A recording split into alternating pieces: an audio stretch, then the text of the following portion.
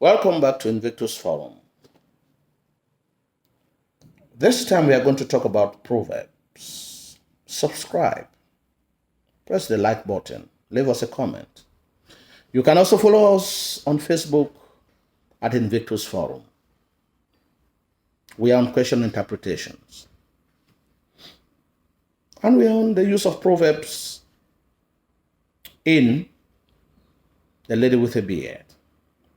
You should understand that the use of Proverbs is one of the literary devices that makes the story African, that brings about local color.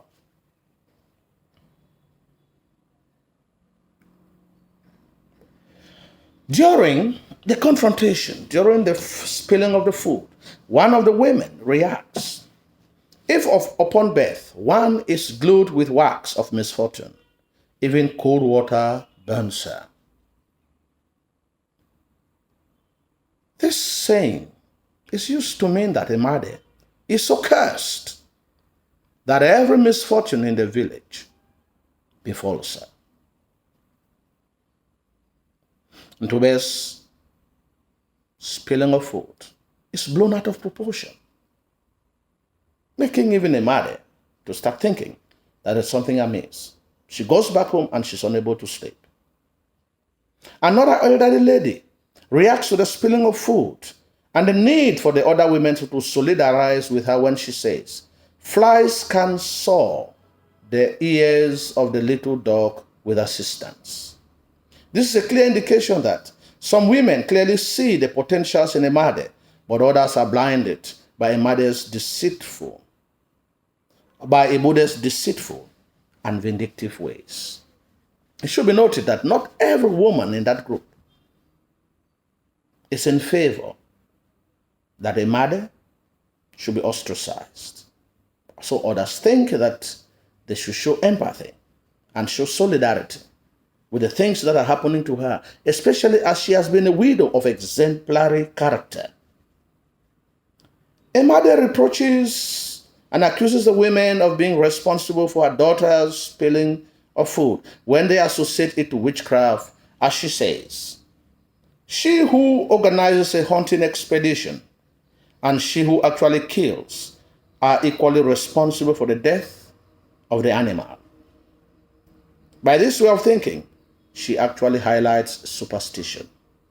Therefore, she means that if the women associate the spilling of food of her daughter to witchcraft, then they are witches themselves.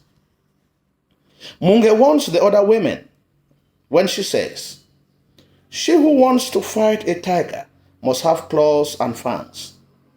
She uses this to indicate a mother's strength and tenacity. Nevertheless, another woman counters with "a deep-rooted mushroom loses its crown," to indicate that even powerful people like a mother can be defeated and brought down on their knees if the women are united in their action. They indicate that the men had failed because they were not united. Some men had been very soft because they thought that they will use that as an opportunity to sleep with her. But if the women are united in their action, then a mother will have no other option but to capitulate. The conflict between a mother and the women is not supposed to affect the men, and Nkale puts it beautifully, saying, "Let us not become like the cow suffering from diarrhea, which trying to solve the problem uses its tail to wipe the mess, but ends up smearing both sides of its buttocks," indicating that the men have nothing to do with the confrontation between the mother and the women, and so they should stay aloof.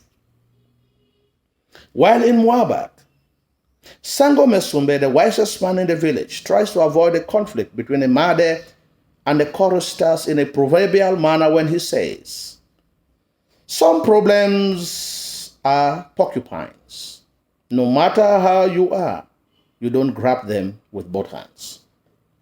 This is a warning that they should handle a mother's problem with care when the boys want to incarnate Mankum for a mother's defiance in digging the grave, which is against the custom of burying the dead behind the compound. And also for her effrontery of calling the men in Moabak weaklings. He also adds with a word of caution, if you are moving with a woman and you see her squat, don't look her way. You may end up carrying a curse. To indicate that they should overlook a mother's defiance to avoid the unknown. This instance portrays Sango Mesumbe as peaceful, while a mother is conflictual. He crowns his persuasion with a spear launched in anger misses its target, to caution the young men to treat a mother's case with caution and care. Ahone warns a mother of her actions that may put her close ones in danger when she says, a spear that misses its target does not miss the ground.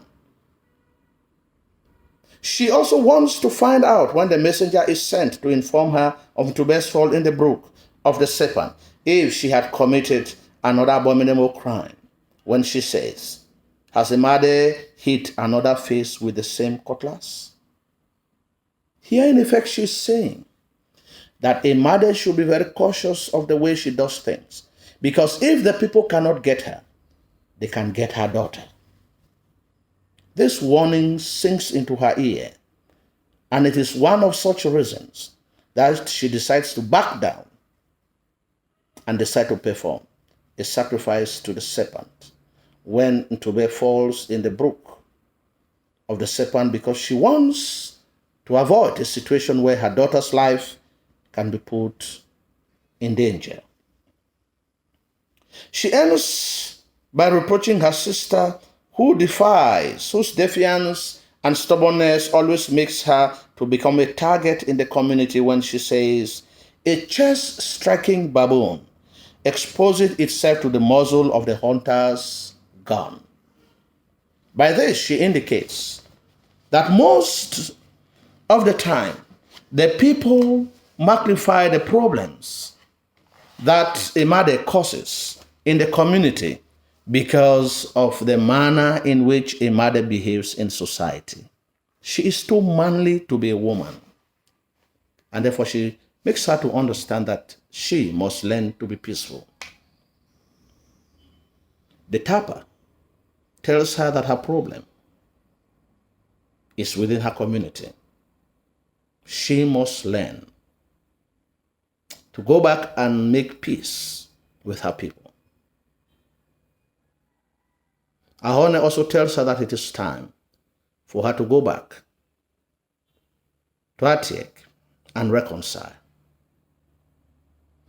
Ahone also tells her that she should allow the women in Moabak to take part in Mechane's funeral.